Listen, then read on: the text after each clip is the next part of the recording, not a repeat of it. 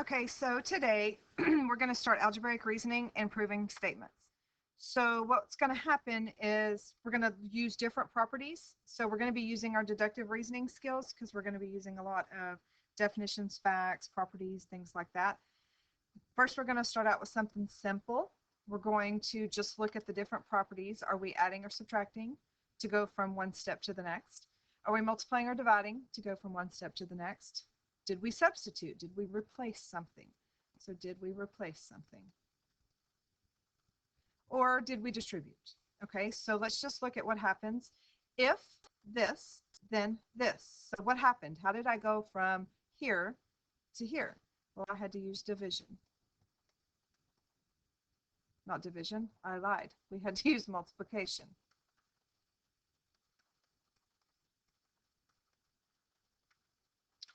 Okay, to go from here, xy equals wz, to xy minus 4 to wz minus 4, we're subtracting 4 from both sides, so we're using the subtraction property.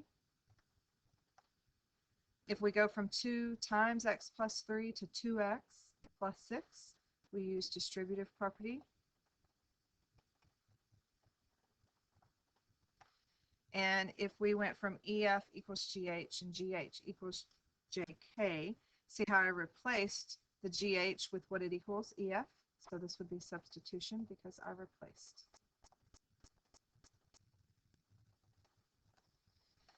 So now I have a formula, A equals 1/2 BH, and I want to solve for B and justify each step. So first you start with what's given. So this is what's given. The next thing I want to do is I want to multiply both sides by 2.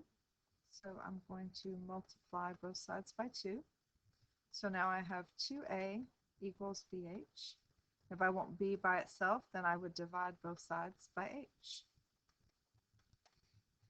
So now I have b equals 2 times the area divided by the height. So now over here, they're telling me that the area is 952. They're telling me the height is 56. And they want me to find the base. So if the base is 2 times 952 divided by 56, I get 34.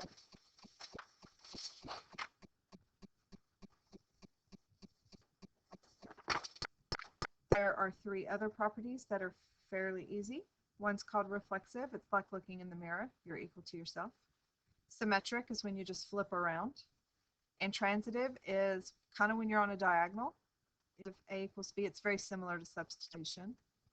These two cancel out. You're left with this.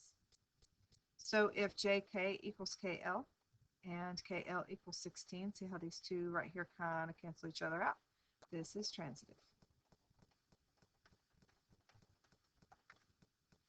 If you're equal to yourself, that is reflexive, like your reflection. And if PQ equals ST, flip it around, is symmetric.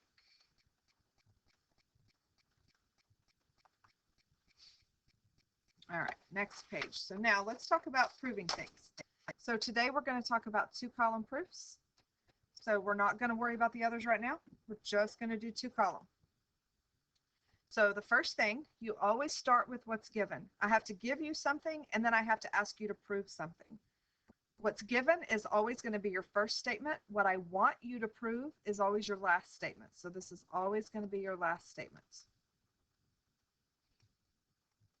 This will never be a reason. Never be a reason. Not a reason. Every year somebody wants to use it as a reason. It's not. This one is. Proof is not. So the very first reason is always what's given because you have to start somewhere. So then you just start working through. So what would you do first? Well, I would add 4x to both sides. So this would be the addition property. The next thing you would do is you would combine your like terms. So you just put your reasons down right here while you're doing each thing. It's very simple when it's algebra. Next thing I would do is I would subtract the 2 from both sides. So this would be subtraction. And then I would divide both sides by 7. So that would be division. All right, next. Now we're going to do our statements and our reasons. So here they gave me the statements. I just had to come up with the reasons. Now we're going to do it all together.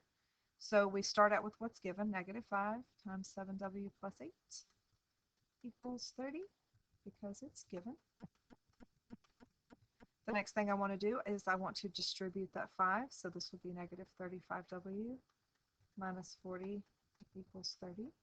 So this would be distributive. The next thing is I would add 40 to both sides so that I would get -35w equals 70. So this would be addition. And then I would divide both sides by -35. So that would be division. And that's how you do an algebra proof. You do the same thought process when you're using these same properties in geometry. So still things are equal to each other if they're equal to themselves, or if you flip them around, or if the middle piece cancels out, same thing. So the first thing we're going to look at is what happens when we flip it around. What property? That would be symmetric. So that's just a random question there. So first thing we start with was what's given. So they have told me that LM is congruent to NP, so that is given.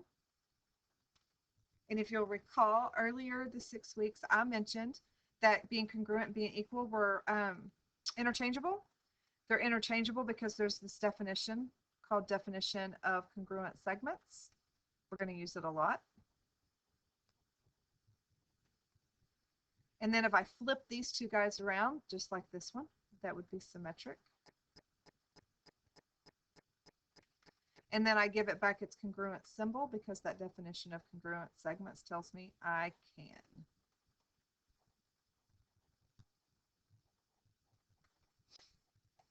Okay, so those things are kind of interchangeable.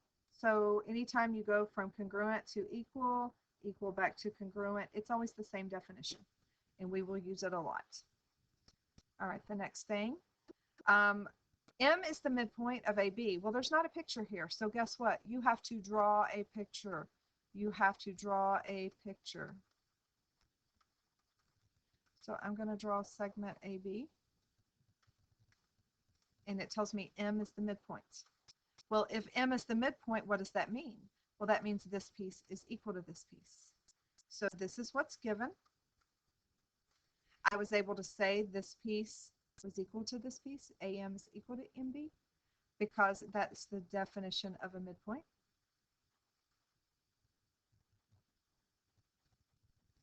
I was able to go from being congruent to equal because that's the definition of congruent segments.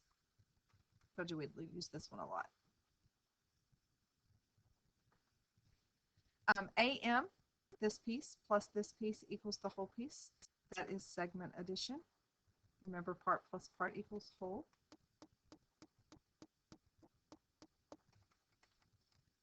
AM plus AM equals AB.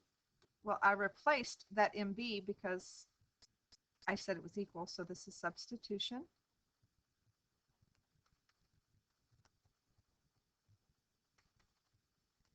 Then I combined these two together, so this would be combined like terms.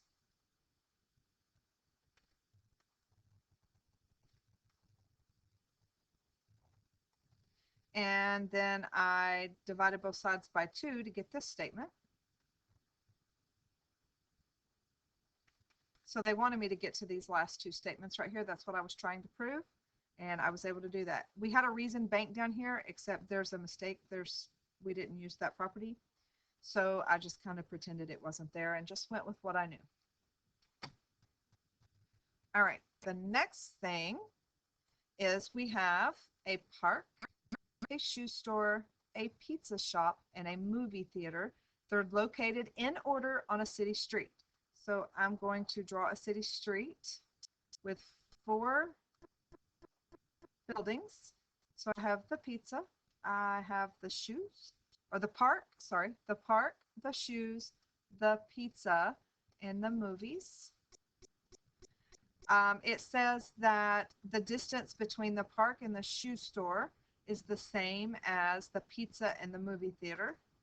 So that means they're telling me that PS is equal to ZM. So PS is equal to ZM. And this is what's given to me. They want me to show that the distance between the park and the pizza shop, so they want me to show that PZ, so prove that PZ is equal to the same distance as the shoe store to the movie theater. So they want me to show PZ equals SM. Well, I know that PSZM is given. PZ, which would be this piece here, would be PS plus SZ, so this piece plus this piece, because that is segment addition.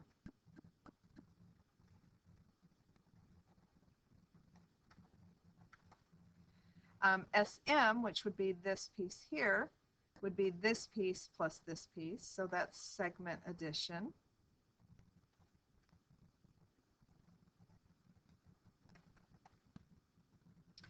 So since PS and ZM are equal, so since PS and ZM are equal, I'm going to add SZ because this piece was added to both. So this would be addition property. And since these two are PS and SZ is equal to this, which are equal to these two, I'm going to replace the PSSZ with PZ, and I'm going to replace the SZZM with SM, and that would be substitution.